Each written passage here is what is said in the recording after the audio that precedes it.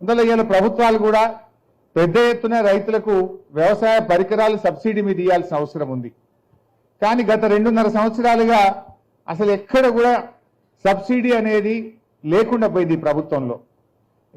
ఏదో government of India నుంచి ఒక స్కీమ్ ఉంటుంది SAM అని, అందులో జస్ట్ జిల్లాకి 20 లక్షలు 30 లక్షలు వస్తుంది. అది గవర్నమెంట్ ఆఫ్ ఇండియా స్కీమ్. అది కూడా ఎవరు కొనట్లేదు. ఎందుకంటే అది రైతు యొక్క కాంట్రిబ్యూషన్ ఎక్కువ ఉంది, సబ్సిడీ తక్కువ ఉన్నది. ఆ మార్కెట్లో అంతకంటే తక్కువ ధరకే దొరుకుతుంది. అది ఇక్కడ కొనుక్కున్న దానికంటే మార్కెట్లో కొనుక్కున్నది నయమని చెప్పి అది ఎవరు కొనుక్కున్నటువంటి పరిస్థితి మనం చూస్తూ ఉన్నాం. రైతుకు ఒక భద్రత కావాలి, రైతుకు ఒక భరోసా కావాలి. ఆ భరోసాను గతంలో కేసీఆర్ గారు అందించారు. నాణ్యమైన 24 గంటల కరెంటు, రైతు బంధు, కరోనా వచ్చినా ఎన్ని ఇబ్బందులు వచ్చినా సమయానికి రైతు బంధు పడుతుంది అనే ఒక నమ్మకాన్ని కలిగించాం. సాగునీరు, భూగర్భ జలాలు బాగా పెరిగి చెరువులు, చెక్ డ్యాములు, ప్రాజెక్టుల నిర్మాణంతో భూమిలో నీటి లభ్యత పెరిగి సాగునీటికి ఒక భద్రత కలిగించింది. అట్లే అప్పట్లో ట్రాక్టర్లు పెద్ద ఎత్తున సబ్సిడీ మీద ఇచ్చారు. వివిధ రకాల పరికరాలు, డ్రిప్, స్ప్రింక్లర్స్, ఈ టెక్నాలజీని కూడా అందించే ప్రయత్నం చేశాం. బట్ రైతుకు ఎంత చేసినా తక్కువే. వ్యవసాయం మీద నేను ఇప్పుడు వస్తా ఉంటే చాలా మంది రైతులు కలిశారు. అన్నా ఇంకా రైతు బంధు పడలేదు, అసెంబ్లీలో మాట్లాడు అని నన్ను అడుగుతా ఉన్నారు. అన్నా మాకు కరెంటు 12 గంటలే వస్తుంది, ఇక గతంలాగా రావడం లేదు, కనీసం రైతుకు 18 గంటల కరెంటు అవసరం, ఇంకొక 6 గంటలన్నా కరెంటు పెంచేలా చూడండి, ప్రభుత్వం మీద ఒత్తిడి తేండి అని రైతు సోదరులు నా దృష్టికి తెస్తా ఉన్నారు. బట్ వీటన్నిటినీ కూడా తప్పకుండా దృష్టిలో పెట్టుకుంటాం.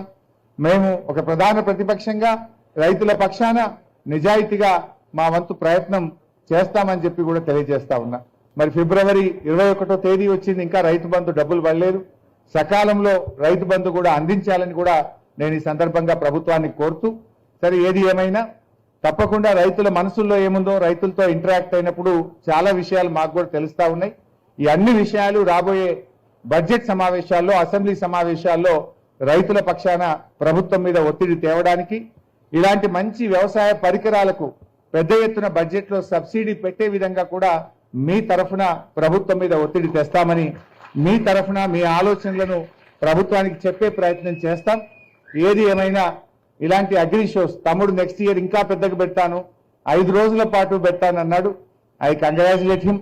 ఇంకా ఆయనకు ఎలాంటి సహాయ సహకారాలు కావాలన్నా వ్యక్తిగతంగా మా తరఫున కూడా అందిస్తామని చెప్పి కూడా తమ్ముడికి నా యొక్క మనస్ఫూర్తిగా ఆశీస్సులు, అభినందనలు. ఇంతమంది రైతుల ఆశీస్సులు కూడా నీకు దొరుకుతాయి.